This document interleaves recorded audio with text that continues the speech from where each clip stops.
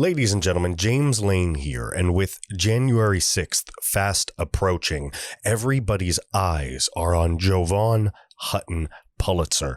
This man is a known genius, a Stanford researcher, dozens and dozens of patents, inventions, things that you don't think about that have made your life so much more convenient. He created.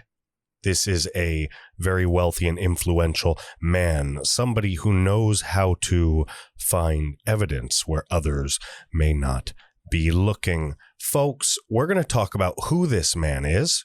We're going to also talk about what he's about to do. You see, he might be saving the country. Ladies and gentlemen, stay tuned.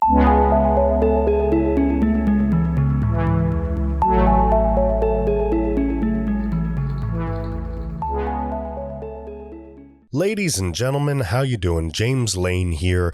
I appreciate you guys tuning in. We are talking all about Jovan Hutton Pulitzer today. And, you know, people have mentioned on different shows, different podcasts, different news clips, a little bit of this, a little bit of that about who this man is. But what I want to do is I want to show you his video. Yeah, that's right. He's got a video. It's a couple minutes long, but it summarizes who he is, and nobody else is showing it. And then we're also going to watch the long form of the announcements and the talk that he gave down in Georgia. This guy is going to blow the lid off of stuff. I mean, we saw Trump come out today. We saw him come out today and talk about the massive amount of evidence that nobody's heard that's going to be dropped on the 6th. I really believe that Trump has a card up his sleeve, or lots of cards up his sleeve. And I think most of you do too. I really think we are about to see history. So do me a favor, guys. Hit the subscribe button. Hit the notification bell. Like. Hit that like button, folks. Leave a comment and share this podcast. If you're listening on Apple Podcasts, please give us a 5-star rating if you like what we do, and write that review in. It massages the algorithm, gets us up on the Apple rankings, and more patriots get to hear about the American Reveille and become part of the American Reveille movement. It lets us wake more people up. And thank you guys so much for the awesome reviews we've had lately. So, folks, let's jump right in this. So this article right here from Gateway Pundit by Joe Hoft that came out, it says, "The man who will save America. This isn't the beating of a drum. This is the burning of a city. Inventor Jovan Pulitzer destroys Georgia's corrupted 2020 election results." Now, I want to go through this, but like I just said, before I do that, I want to talk a little bit about who this man is. And luckily for us, he has an official Jovan Hutton Pulitzer biography page. And I guess if you were somebody in this man's shoes, you would have that. He's got his own signature, his own card, his own thingamajig here. Folks, this is no amateur. That's to say the very least. This is no professional. This is an anomaly. This guy is an anomaly. Let's watch a little bit about who he is.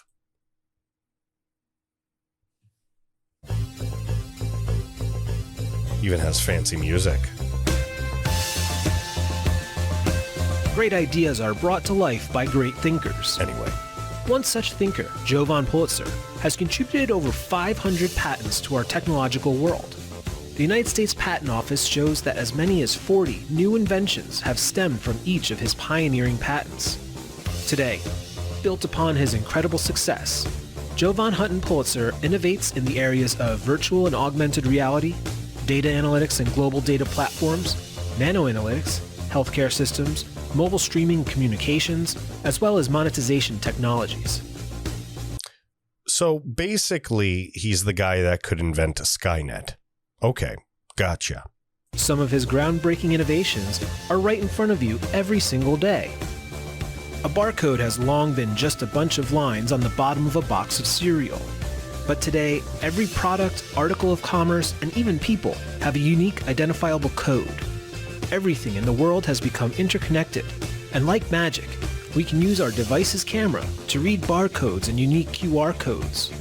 A now ubiquitous technology that Jovan ideated and patented. So that guy connected every product in the known world. Okay, next. For a long time, software was purchased on floppy disks and CDs, and it was a hassle when there was an update to install. Today's devices know when there is an update available, and then automatically take care of that behind the scenes for us. Another one of Jovan's patents that we take for granted every day. So basically the fact that our technology works at all, that's this guy. Let's keep listening. Jeez. Several years ago, viewing the same website from a computer to a laptop to a mobile device always seemed to make it look wonky and broken. Thanks to one of Jovan's patented ideas, websites fit perfectly into the screen you're looking at.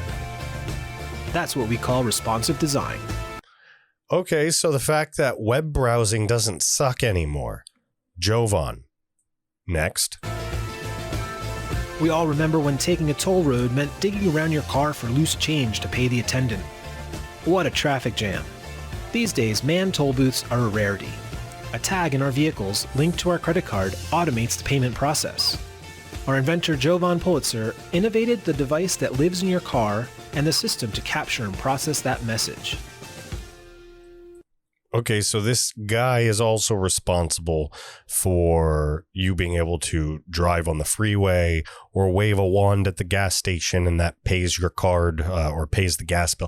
Look, Democrats, let me ask you a question, if any of you dare to listen to this show. How much credentials do we need? This guy invented all this crap. Like, he's like the authority on computers and on like machines. Are you going to be like, nah, this guy is a Trump guy. Nah, we can't listen to him. He literally invented the fact and the ability that you can use your technology. Like, he is the reason that you can interconnect with each other and link your hardware and cheat probably in the first place. His QR codes are probably on the damn Dominion machines themselves.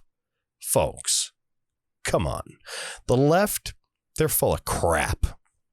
This dude, he has something to say.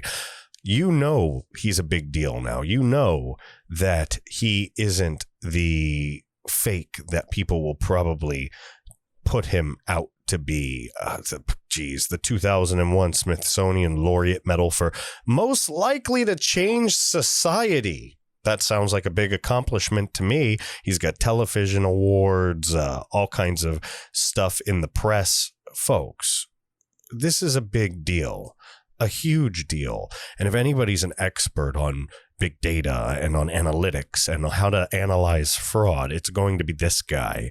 And the lid is just about to blow off. I mean, you can feel it. I can feel it. Something is happening. So this is the man who will save America. All right, let's get into this. This is the man who will save America. We read a little bit about this the other day. All right, we talked about how he hacked live. This is going to be the whole shebang. All right, I did a couple little things about this. I've talked about this in some other videos, but I'm going to show you his entire video from Georgia when we go through this. So inventor Jovan Hutton Pulitzer was in front of the Georgia Senate today, and he totally destroyed Georgia's 2020 election results and even offered a plan where, for free, he will determine the accurate results by examining the paper ballots used in the election.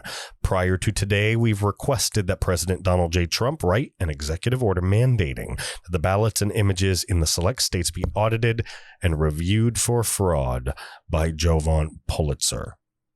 Let's see. Look at that guy right there. Yeah, I know. He kind of looks like the dude with the shaving cream bottle from Jurassic Park that unfortunately set the Tyrannosaurus free. But this is not that guy. This guy isn't going to be in the car with the gilled lizard going, you know what I mean? That's not going to happen. This man, he's awesome. This dude, I hope he doesn't hear this and get offended. I was just trying to make light of the situation. But this dude right here, he's going to save the planet, ladies and gentlemen.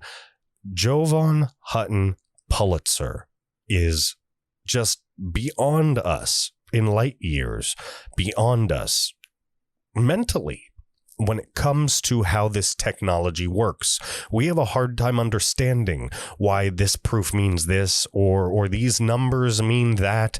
This man can explain it to us in layman's terms. And that's what I want to get across to you. It's worth it. It's worth us to watch his talk, to watch what he had to say to the Georgia Senate. All right.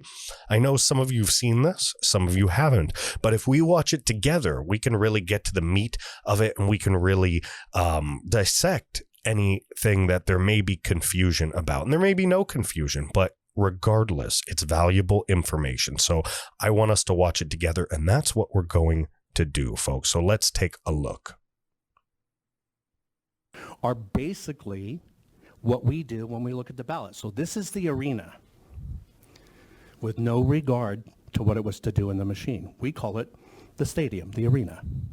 Then when you go to the presidential area, we call that the football field. That one happens to be the Super Bowl field, I think we can agree. And you have other ones that are the state and college and local levels. And then all of them have a game ball in play. He's talking about the way that the elections are run, the different sports. It's a comparison of the importance. What elections are most important? What are the Super Bowl being the presidential election?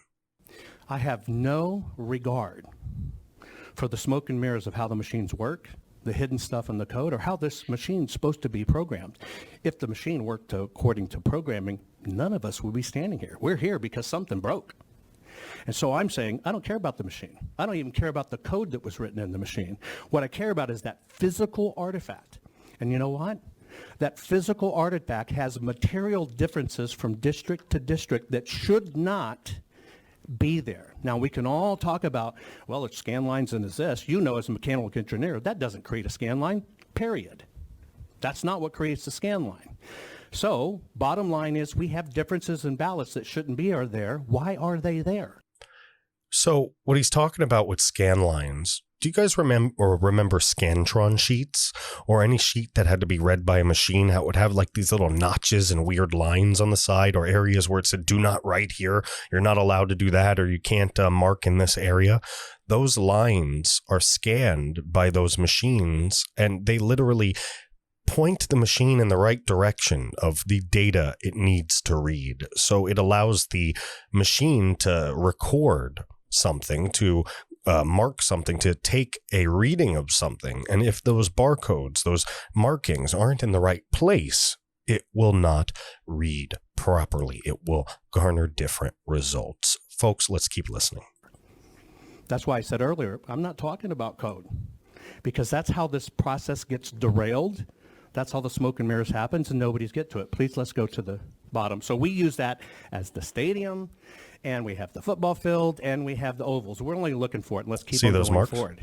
Here's what does matter. You as a mechanical engineer can understand this. There's the sighting device. That is the item that tells the optical eye, technically, although in mechanical engineering speak, it's not a singular eye anymore, but we'll just use that as an example.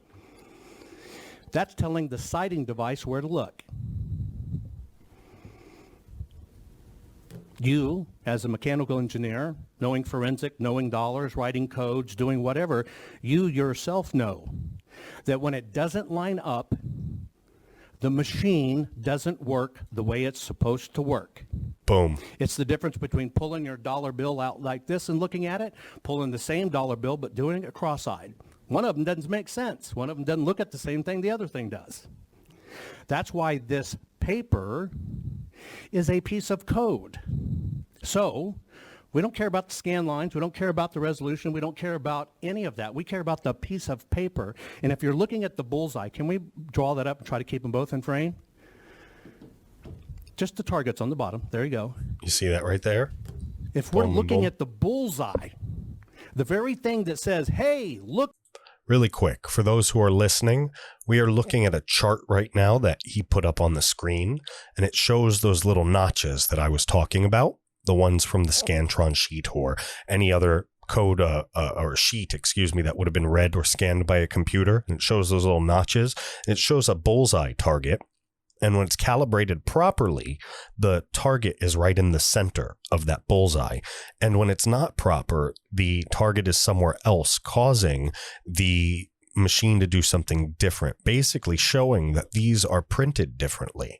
There shouldn't be any other different ballots. Nothing should be printed differently. So these have to be fraudulent ballots or ballots that were printed in error if they want to try to put a scapegoat on something. If this, but really fraudulent ballots. Anyway, let's keep listening.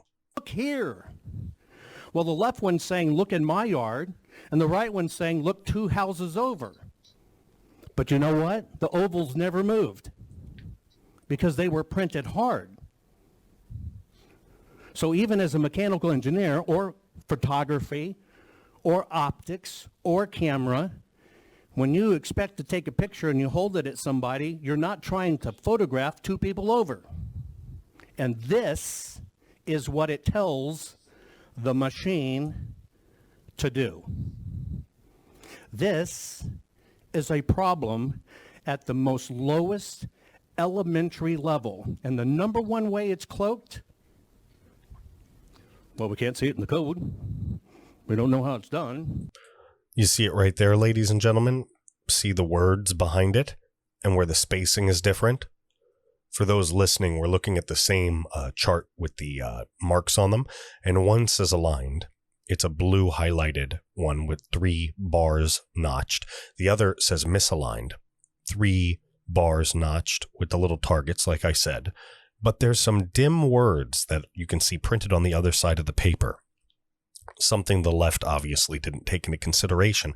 And the bars, the little notches that are printed on here that are read by the computer, and it tells the scanner where to look, those bars are printed in different places, ever so slightly, but just enough to throw the machine off.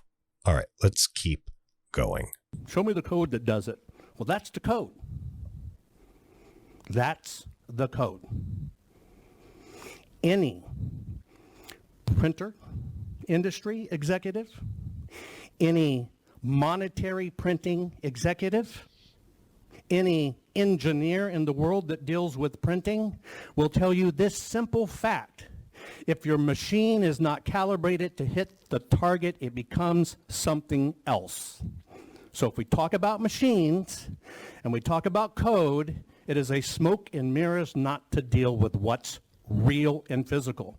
Here's my contention. Stalling. This is the historical artifact of a voter. And states are telling voters, you have no right to that. The very voter that pays your salary, that paid for that ballot, that paid for that piece of paper, and paid for the machine that you're running it in. Think about that for a second. We've been thinking about this since the beginning.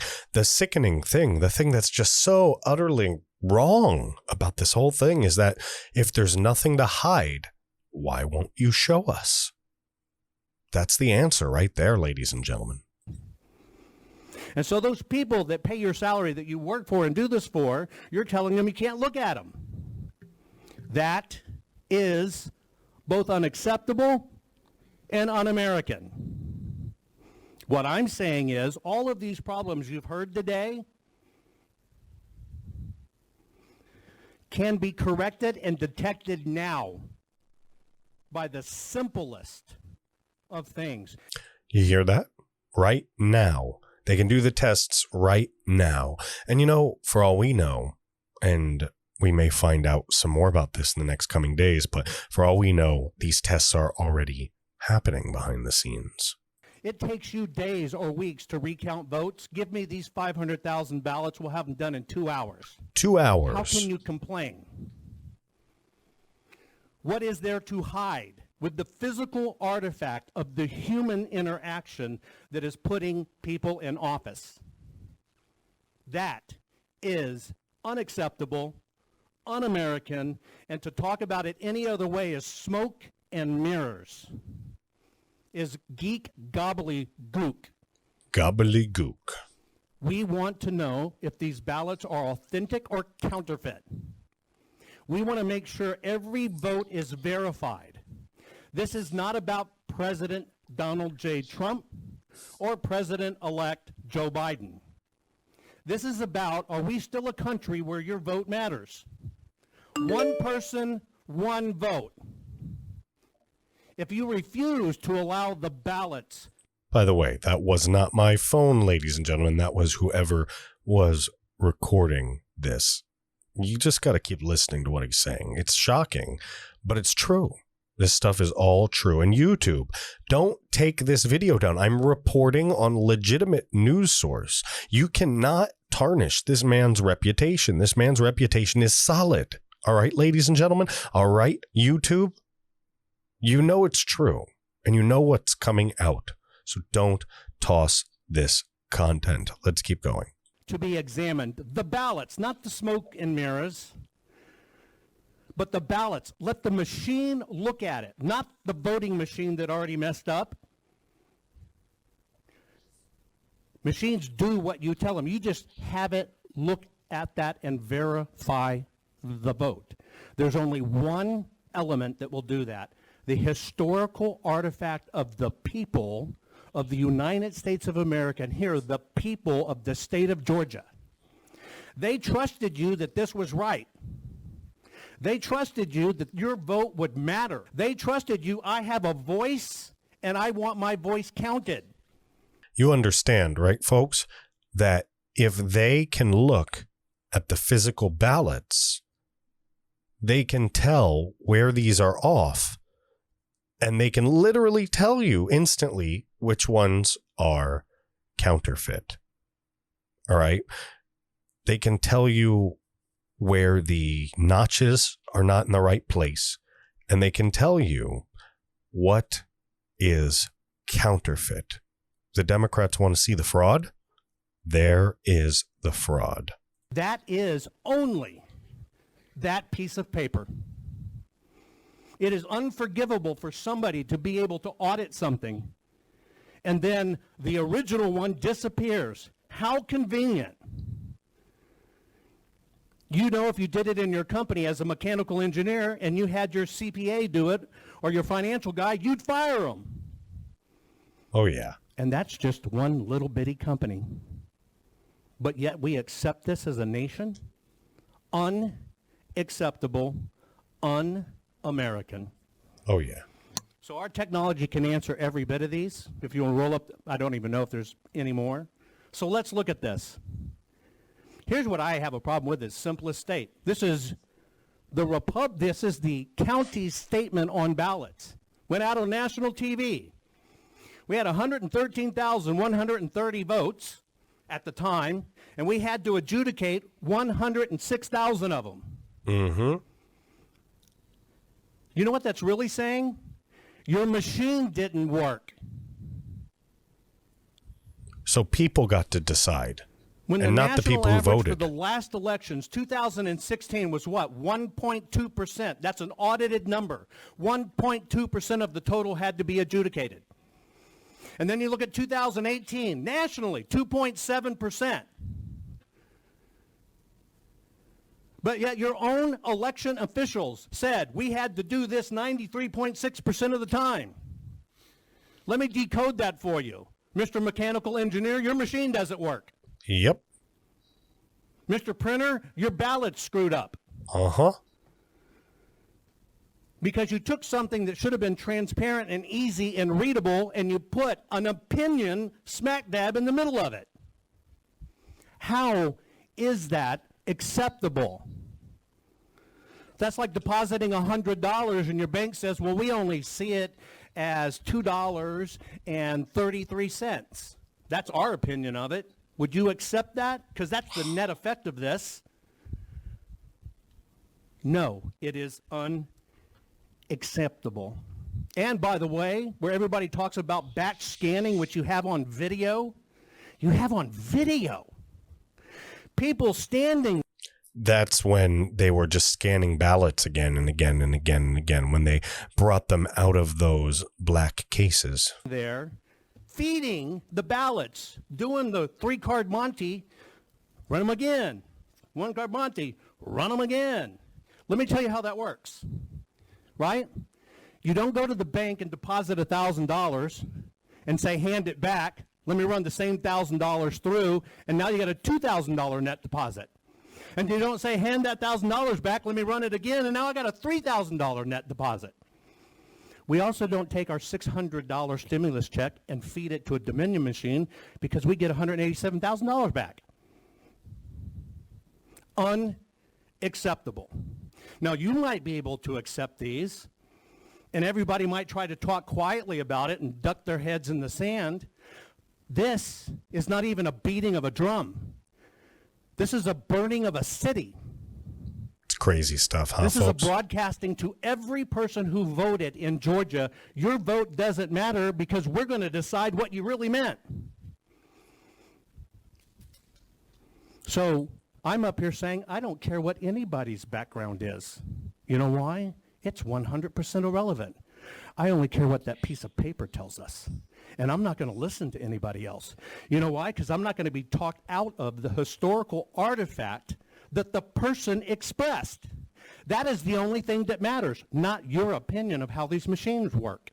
It doesn't matter at all. That is just an opinion, and we all got one. The fact is the paper. The paper. Verify the vote. Verify the vote. The paper. The paper. I don't care about the councils or committees. I'm sorry. And in case you didn't tell, I'm not going to bow to it. I do care about the American people. I do not care how the vote comes down. I do care that it counts right. I do care that it's authentic. Our country was founded on a piece of paper. Our laws and our word came down to us on paper. It's a great point. And all of a sudden, we're going to hide the paper and we don't get to look at it? Unacceptable. That is the word. Thank you, Mr. Pulitzer. I've got. So, folks, this guy is worth listening to. And I believe he's going to make a very big impact, especially in the next few days. He's probably already doing stuff. Somebody like this is already experienced working with the government. Somebody like Jovan Hutton Pulitzer, he's already experienced doing things that change society as a whole.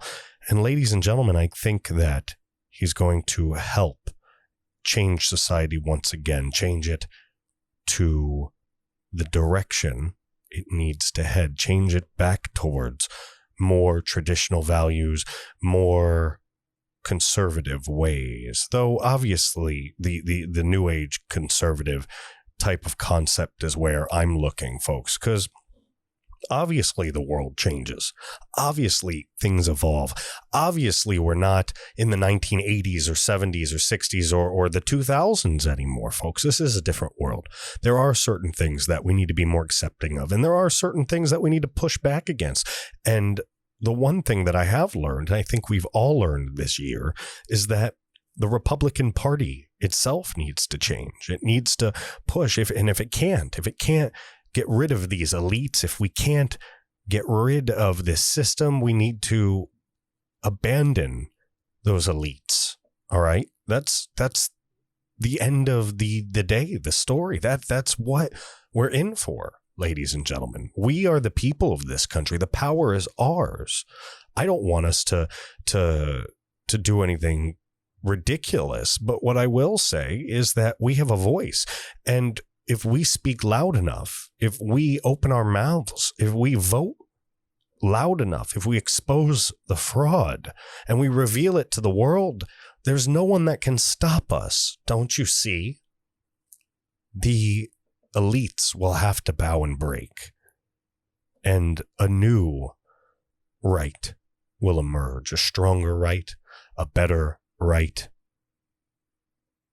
a more long-lasting, a more peace-loving, a more brotherly, sisterly, a more authentic right will emerge. And we will take this country back. And we will push capitalism and freedom back out to the rest of the world. and clear out this great reset nonsense. It all starts with people like Jovan Hutton Pulitzer, ladies and gentlemen, and I don't expect to hear any less about this gentleman over the next couple days and weeks. In fact, I expect to hear boatloads, and I think you should too, folks. You should too. So again, if you appreciated what we showed you, if you enjoyed the presentation we gave to you, do us a favor, hit the subscribe button, hit the notification bell, like this, leave a comment, and share. And if you feel like doing a little more, if you'd like to donate to us, you can always go to www.americanreveille.com, and you can hit the donate tab, and anything helps. We invest it back into the business so we can grow this organization and wake more people up across the country. So folks, thank you again so much, and I will see you on the next segment. Have a good one.